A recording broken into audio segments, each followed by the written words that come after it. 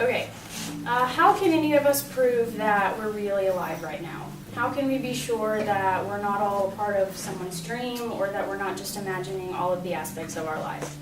So far, as a race and a planet, we haven't been able to pinpoint exactly what happened at the beginning of the beginning. People have been trying to answer that question since the dawn of time, and one of the main contributors to what we do know about the universe's existence is Stephen Hawking. Stephen Hawking has set standards in all facets of his life, from his academic achievements to his struggle with ALS and his scientific theory on black holes. In the article titled Stephen Hawking on the Biography Channel website sponsored by A&E, Stephen Hawking was born on January 8, 1942 in Oxford, England, which was actually the same day as the 300th anniversary of Galileo's death. And both of his parents were intelligent. They had both gone to college, but the family struggled financially. And Hawking was a really bright kid, but he lacked the ambition to apply himself in school, and at one point he was the third lowest in his high school class rank. At 17, he went to Oxford University and graduated with honors, and then followed that by going to get his PhD in cosmology at Cambridge and acquired that in 1974 on black holes.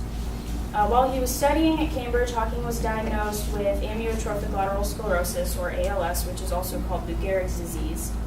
And although he lacked ambition before, once he was diagnosed at 21, he realized that there was a lot that he wanted to discover before his death, which he was told would be within 2 years.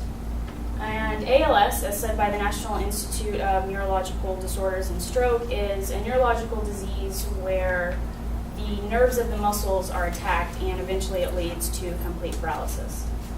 And 6 years after he was diagnosed, Hawking was forced into a wheelchair, but at this point he still had use of his hands and he could still talk. But in 1985, after a tracheotomy, he lost his voice, and in order to communicate, a computer programmer came up with a software, and it's a monitor that's attached to his wheelchair, and there are words on it, and he can select them with a clicker, and then the computer will voice those words. But as stated by Hawking on his website, hawking.org, after he lost all function, he started using a new software called EasyKeys. And how that works is the monitor that's on his wheelchair, there's a keyboard on it, and there's a cursor that's constantly scanning the keyboard by rows and columns. And in order to stop the cursor on a certain letter or number, Hawking makes a cheek movement. And that cheek movement is picked up by an infrared switch that's on his glasses, which then tells the computer to stop the cursor.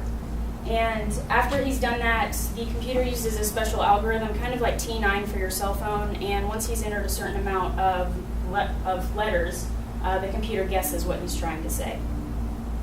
In Catherine Harmon's article on scientificamerican.com titled How Has Stephen Hawking Lived to 70 with ALS, Harmon interviews Leo Mikulski, who is an associate professor of neurology at the University of Pennsylvania. And one of Mikulski's theories as to why Hawking has lived to be 70 is because he's a juvenile onset case. And that just means that he was diagnosed very young. Most of the people who are diagnosed with ALS are diagnosed after the age of 50 and usually live around 2 to 3 years after that. But in juvenile onset cases, the disease progresses a lot slower. For most people, ALS would be an extremely limiting factor, but Hawking went on to become one of the most renowned scientists of our time. As stated in the Biography Channel website article, after studying particle physics, gravity, and cosmology at Cambridge, he came up with a new theory about black holes that would become the basis for all of the theories that follow it. And his theory is that black holes are not vacuums like we had previously assumed, because matter in the form of radiation can escape from them. And that theory is called Hawking radiation, and he talks about it in some of his books.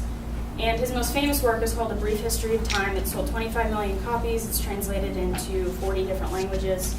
And he's written more articles and a couple more books. And together, all of his works signify his personal journey to find science's holy grail, which is, it's a unifying theory that combines quantum mechanics and cosmology to understand how the universe began.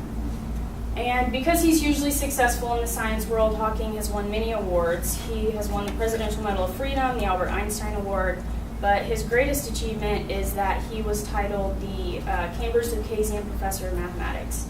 And that's most important because it has only been awarded to 14 people since 1663.